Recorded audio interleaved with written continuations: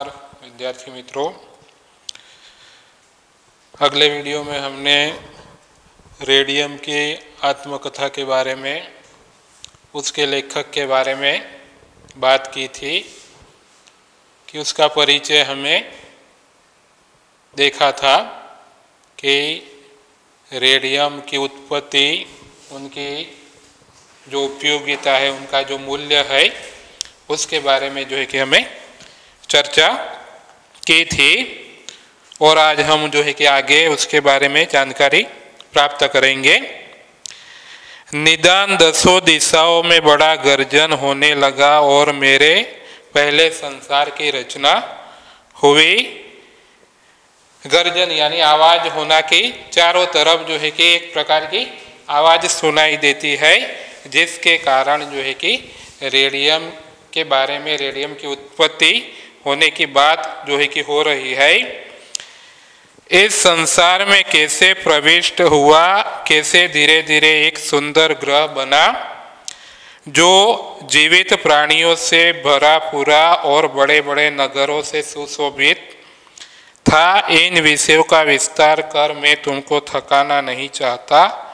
यह नवीन संसार निर्जल मरुभूमि में परिणत हो गया और अंत में फट कर मिट गया तथा ज्योतिर्मय वायव्य पदार्थों के रूप में परिणत हो गया। इस महाप्रलय काल में मैं इस संसार से बड़े वेग से फेंका गया और दूसरे संसार में जा पहुंचा। या दूसरा संसार भी कालांतर में नष्ट हो गया।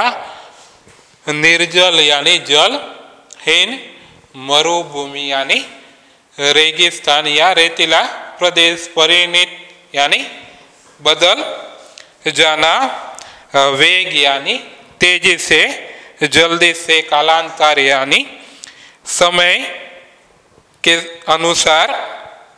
तो रेडियम जो है कि एक संसार से दूसरे संसार में जो है कि उनका प्रवेश होता है कि एक जगह से दूसरी जगह वह जाता है। वहाँ पर जो है कि थोड़े समय के लिए रहता है और वहाँ से कि दूसरे संसार में पहुँच जाता है। वहाँ पर भी जो है कि थोड़े समय के लिए रहता है और वहाँ से भी जो है कि दूसरी जगह पर पहुँचता है। इसी प्रकार में एक से दूसरा, दूसरे से तीसरे, तीसरे से चौथा आदि अनेक ब्रह्मांडों की यात्रा करता हुआ और अनेक देशों का चक्कर लगाता हुआ उस अग्निकुंड में गिरा जो सिकुड़ते सिकुड़ते तुम्हारी पृथ्वी बन गया। यात्रा यानी सफर करना, चक्कर यानी चक्र लगाना। तो अंत में जो है कि रेडियम जो है कि अनेक संसारों से कि गुजरता हुआ कि एक से दूसरा, दूसरे से तीसरा, तीसरे से चौथे, इसी प्रकार जो है कि इधर से उधर जो है कि वह घूमता रहा और अंत में जो है कि उसी अग्नि कुंड में गिर चुका, जहाँ वह सिकुड़ते सिकुड़ते जो है कि एक पृथ्वी बन गया। मैं पृथ्वी के ऊपरी भाग पर रहना नहीं चाहता था, क्योंकि यात्रा करते करते मैं बहुत थक गया था और मुझे आराम करना आवश्यक था। इसी से मैं पृथ्वी के नीचे की तह पर अपने सहचर अन्य धातुओं के साथ लेटा रहा। घोर निद्रा ने आकर घेरा और मैं कुंभकर्ण नींद में निमग्न हो गया। निद्रा पूरी भी न हुई थी कि मुझे यात्रा करने के लिए फिर उठना पड़ा। सहचर यानी साथी, के उनके साथ रहने वाले अन्य जो है कि धातुएं, निमग्न यानी पूरी तरह जो है कि डूबा हुआ, घोर यानी भयंकर, भयानक। तो रेडियम जो है कि पृथ्वी के ऊपरी भाग पर जो है कि रहना नहीं चाहता है, क्योंकि वह जो है कि एक संसार से दूसरे, दूसरे से तीसरे आदि अनेक संसारों से जो है कि इधर उधर घूमता हुआ जो है कि बहुत ही थक गया है, तो इसी कारण जो है कि वह कुंभकर्ण की नींद सोना चाहता है। कि कुंभकर्ण के बारे में हम जानते हैं कि कुंभकर्ण जो है कि 6 महीने की नींद लेते थे और फिर उठते थे। तो उसी तरह ही रेडियम भी जो है कि आराम करना चाहता है, कि बहुत ही थक गया है कि इधर से उधर जो है कि घूमता हुआ। तो वह सोया ही हुआ था और उन्हें जो है कि फिर यात्रा करने का जो है कि आदेश मिलता है, कि अनुमान होता है कि और दूसरे संसार में जो है कि उन्हें जाना है। मैं इस हिरण्यगर्भ के पेट में कई करोड़ कई पद्म वर्षों से विद्यमान था, किंतु कुछ दिन पहले तक कोई मेरा पता न पा सका था। धरती का ऊपरी भाग आदि पानी से कट कट कर समुद्र में डूबता गया और मैं प्रबल शक्तियों द्वारा हजारों वर्षों में ऊपर की ओर निकलता गया। बहुत सी खनिज धातुओं के साथ मेरी बड़ी गाढ़ी मित्रता हो गई थी। मैं बार बार उनके साथ रहता था और उनके सुख दुख में बराबर सहानुभूति रखता था। अंत में वैज्ञानिकों ने मुझे मेरे सिर संगियों से अलग कर मनुष्यों के सामने उपस्थित किया।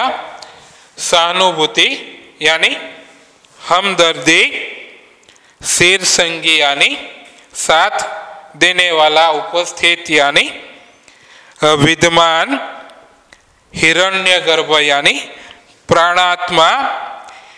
तो कई करोड़ों वर्ष कई पद्मों वर्ष जो है कि वे कि जमीन के नीचे जो है कि डटा रहा।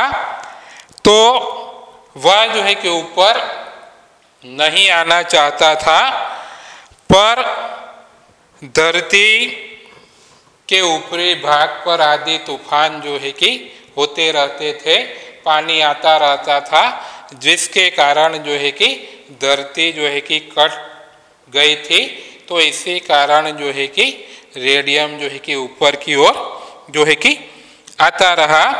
तो अपने साथ रहने वाली अन्य धातुओं से जो है कि उनकी सहानुभूति बढ़ गई थी, हमदर्दी बढ़ गई थी।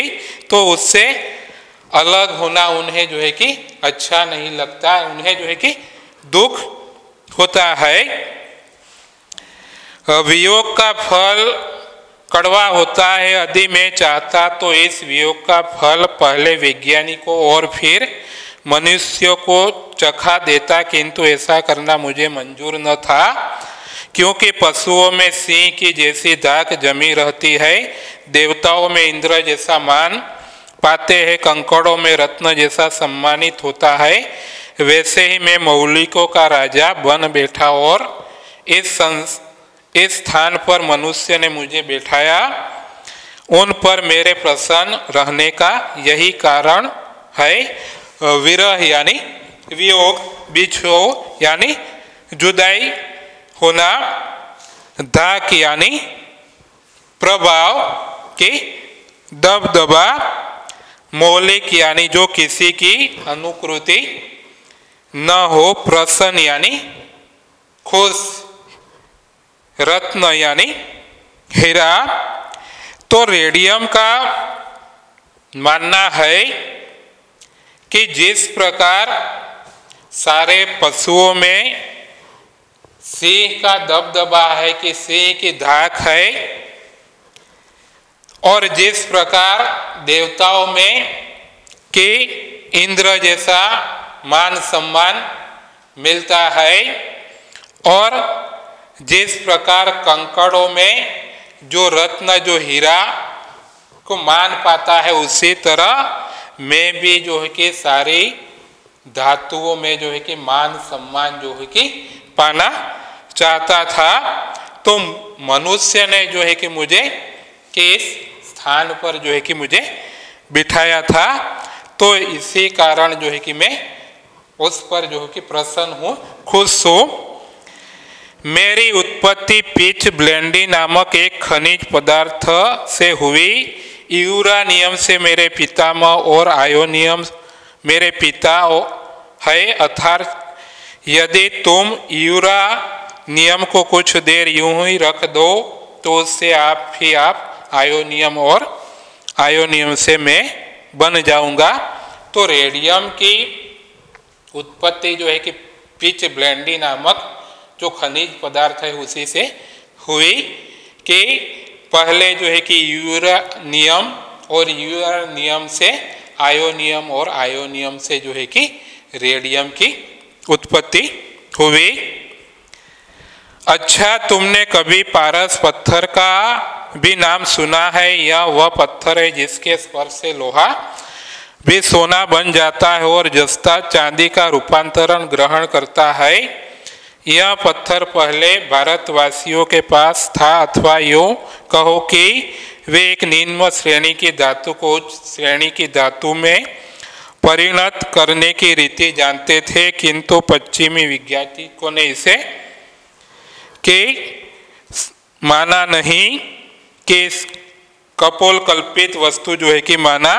अब मेरे आविष्कार से उनकी आंखें खुली, समझने लगे कि इससे यूरानियम से रेडियम, रेडियम से आयोनियम और आयोनियम से हीलियम बनता है, कि अन्य धातुओं का रूपांतरण भी होता है। तो अब उनका ध्यान जो है कि उस पत्थर की सत्यता पर आया है। तो उनमें कितने तो ऐसे हैं जो कहते हैं कि पारस पत्थर की समस्या हल हो गई, किंतु वे नहीं जानते कि पारस पत्थर बनाने में उन्हें अभी वर्षों लगेंगे। तो पारस पत्थर की बात की गई है, कपोल कल्पित यानी मन गढ़ंत बात की, एक कल्पित वस्तु की बात की है, कि पारस पत्थर की विशेषता की बात की गई है, कि ऐसा माना जाता है कि पारस पत्थर के स्पर्श से लोहा भी जो है कि सोना बन जाता है और जस्ता भी चांदी बन जाता है। तो यह पत्थर जो है कि पहले भारतवासियों के पास था, तो पश्चिमी वैज्ञानिकों ने जो है कि यह बात नहीं मानी, पर अब जो है कि उन्हें यह बात समझ में आने लगी है कि यूरानियम से आयोनियम, आयोनियम से रेडियम बना और रेडियम से जो है कि हीलियम बना। तो उसी प्रकार जो है कि अन्य धातुओं का जो है कि मिश्रण होने से जो है कि अन्य खनिज पदार्थ जो है कि बन सकते हैं। मेरा मूल्य इतना अधिक है कि मैं संसार की सभी वस्तुओं में बहुमूल्य हूँ। मेरे एक कण का जितना दाम है उतने में सोना और प्लेटिनम के ढेर मिल सकते हैं। मेरी बहुमूल्यता का अनुमान तुम इतने से ही कर सकते हो कि आल्पिन के सिर के बराबर मेरे एक छोटे से टुकड़े का दाम 75,000 रुपये होता है। लंदन के मिडल सेक्स अस्पताल में मेरे 2 कण है। ये इतने छोटे हैं कि बिना खुरबीन के देखे नहीं जा सकते, पर इतने छोटे कणों की कीमत 30,000 रुपये है।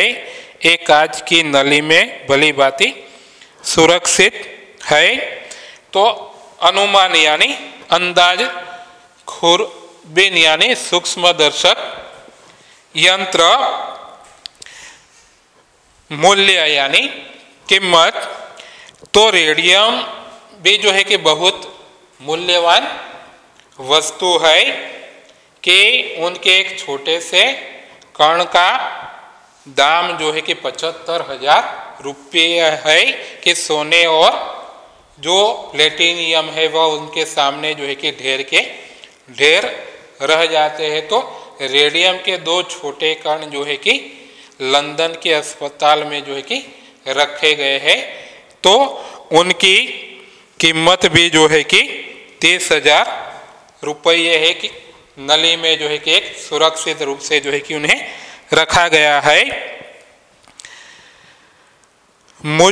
मुझसे 3 प्रकार की किरणें बराबर निकला करती है, उन्हें तुम खाली आँख नहीं देख सकते। मैं अपनी किरणों के साथ परमाणुओं को भी विकीर्ण करता रहता हूँ। यदि मेरे किसी मिश्रण को पानी में कुछ देर रख दो तो तुम देखोगे कि मैं अपना रंग गिरगिट सा बदलता हूँ। पहले तो मैं पीले रंग का रहूँगा, फिर धीरे धीरे रंग बदलते बदलते अंत में गुलाबी रंग का हो जाऊँगा। मुझे पानी में मिलाकर रख दो, बड़ा गोल खिला दूंगा। पानी से जितना चाहो उतना जन और ओसजन जमा कर लो। एक बात और याद रखो कि मेरे पास का तापक्रम आसपास के स्थानों के तापक्रम से अधिक रहता है।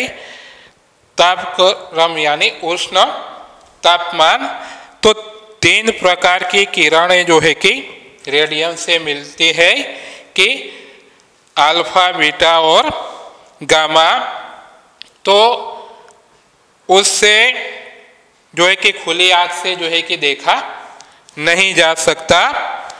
तो उनसे जो है कि अलग अलग रंग जो है कि उत्पन्न होते हैं कि पहले पीला रंग होता है और अंत में जो है कि वह गुलाबी रंग का हो जाता है। तो अन्य तापक्रम से जो है कि यह अलग होता है।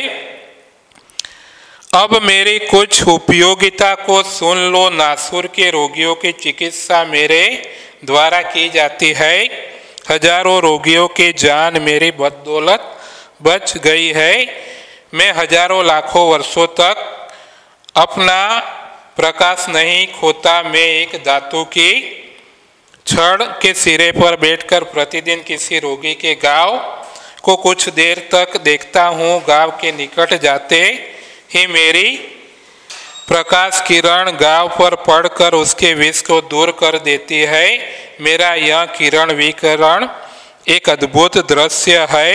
एक विशेष प्रकार के पर्दे पर डॉक्टर लोग उसे देखते हैं। मेरी किरण तथा परमाणु जिस समय पर्दे पर पड़ते हैं उस समय ऐसा मालूम होता है कि अंधेरी रात में करोड़ों तारे आसमान में चमक रहे हैं। इस किरण तथा परमाणु विकिरण से मैं कम अवश्य होता जाता हूँ, किंतु इसकी मात्रा इतनी थोड़ी होती है कि मेरे किसी कण से वर्षों काम लेने पर भी वजन कम नहीं होता।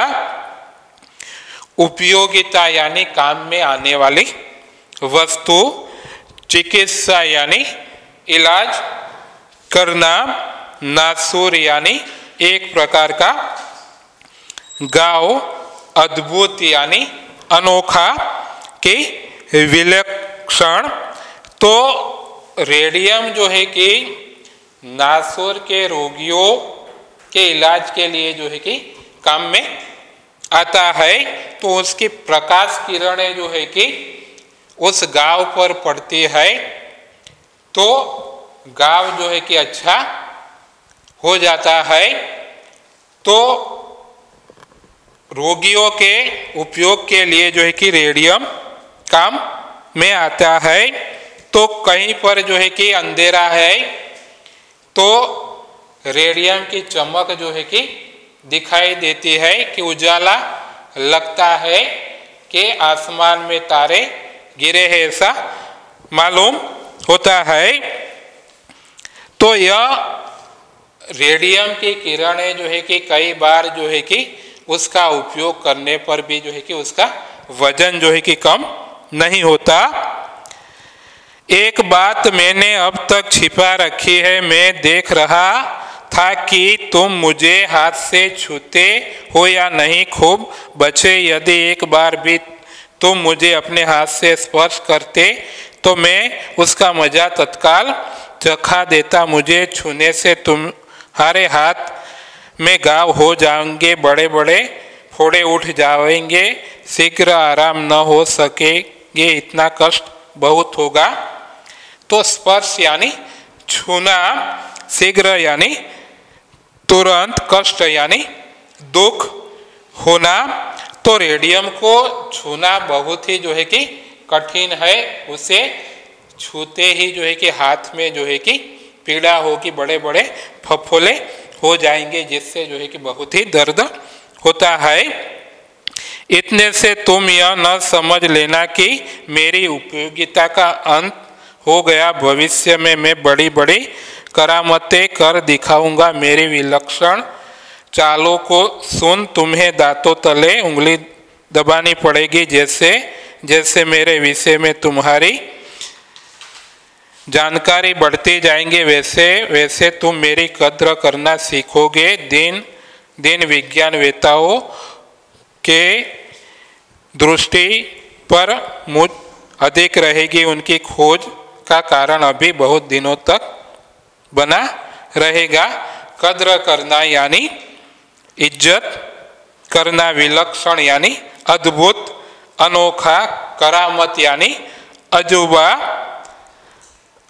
उंगली दांतों तले उंगली दबाना यानी आश्चर्य में पड़ जाना।